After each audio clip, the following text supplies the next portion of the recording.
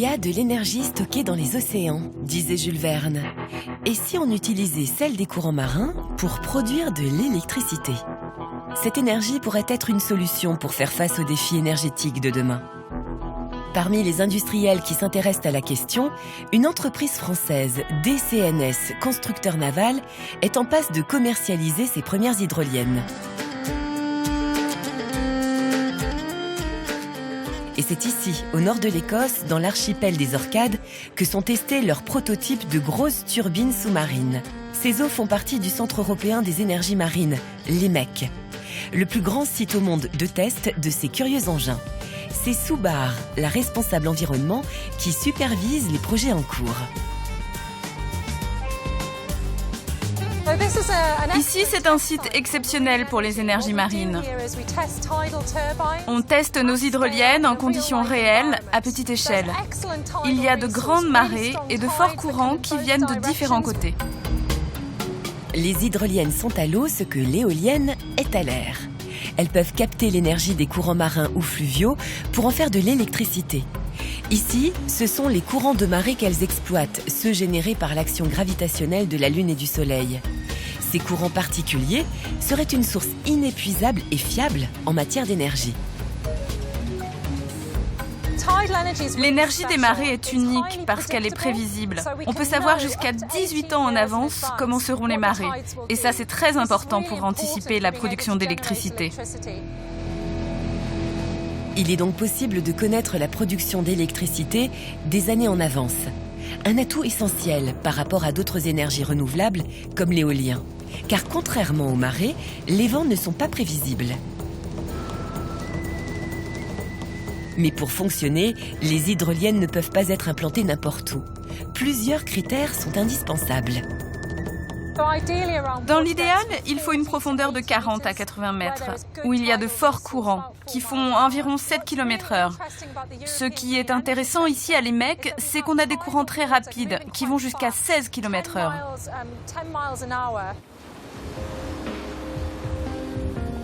Ces endroits à très fort courant de marée, il y en a plusieurs en Europe, surtout en France et au Royaume-Uni.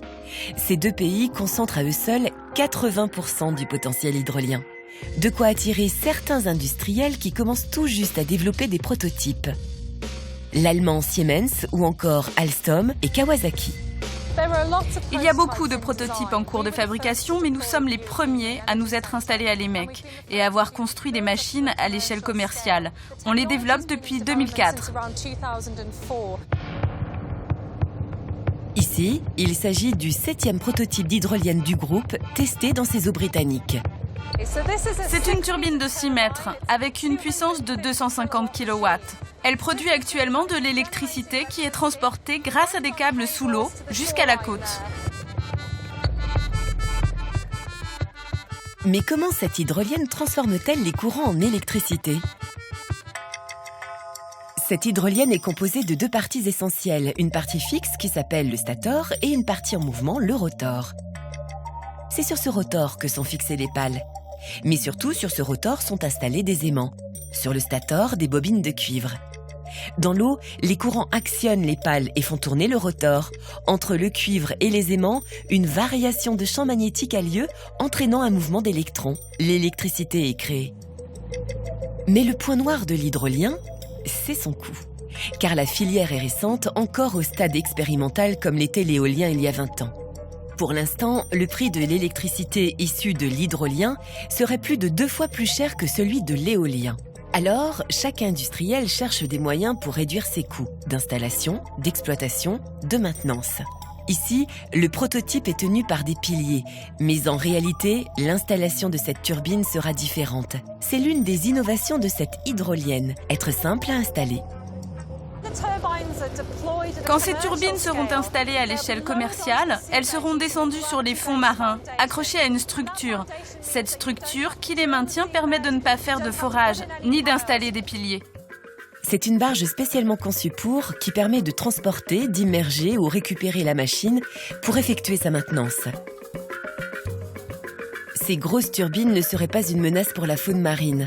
C'est du moins ce qu'affirment les industriels du secteur. Ici, l'hydrolienne aurait été conçue pour cohabiter avec les poissons. Les tests qu'on a faits jusqu'à aujourd'hui concernant poissons, mammifères, montrent que la turbine est neutre. La machine tourne à environ 21 tours par minute. La faune marine peut donc passer à travers la turbine sans être entraînée ou coincée à l'intérieur. Et ces hydroliennes vont bientôt arriver en France, en Bretagne.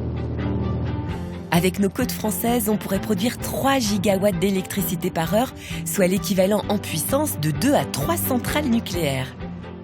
Suite au succès des tests réalisés en Écosse, l'industriel français s'est lancé dans la construction de turbines géantes, 150 tonnes, 3 fois plus grosses que leurs petites sœurs d'Écosse. En charge de leur conception et développement, Christophe Dorignac, ingénieur. Ce que vous avez vu à l'EMEC, c'est un premier prototype vraiment recherche et développement, à une petite échelle de 6 mètres de diamètre. Et là, vous avez vraiment un premier grand prototype, 16 mètres, qui est le futur de l'ère industrielle en termes hydroliens. Ce monstre d'ingénierie a une capacité de production d'1 mégawatt, ce qui correspond à un potentiel d'alimentation de 1000 foyers. L'hiver dernier, cette turbine géante a fait ses premières rotations dans les fonds bretons. En France, c'est une première. C'est tout d'abord le premier modèle de cette ampleur. C'est aussi le premier modèle à être déployé de manière autonome et c'est aussi la première hydrolienne à avoir été émergée. En décembre 2013, cette hydrolienne a été mise à l'essai au large de Paimpol. Une expérimentation qui s'inscrit dans un projet commandé par EDF.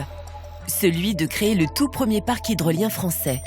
Un grand mot, car il s'agit de 2 hydroliennes qui alimenteraient 2 à 3 000 foyers en électricité. Après 4 mois sous l'eau, l'hydrolienne semble avoir fait ses preuves. L'objectif de cette dernière campagne d'essai était d'obtenir 1500 heures de fonctionnement, de manière à pouvoir prouver la fiabilité de la machine, mais aussi d'obtenir un maximum d'enseignements afin de réinjecter ceci dans le design de la prochaine génération de turbines que nous sommes en train de concevoir. Dès 2015, 2 turbines seront donc installées à Paimpol. Reste à savoir si à terme, leur exploitation sera rentable. Les difficultés et les enjeux de cette technologie, c'est de la rendre bien sûr viable. En clair, c'est de la rendre d'une part fiable et d'atteindre des tailles critiques en termes de volumétrie qui permettent de faire baisser les coûts et de permettre de rendre la facture énergétique et financière acceptable. D'ici 2020, 150 machines devraient être immergées dans les îles anglo-normandes. À terme, c'est aussi, en plus des courants de marée, les courants océaniques et les courants fluviaux qui pourraient être utilisés. Un Eldorado énergétique qui reste à conquérir.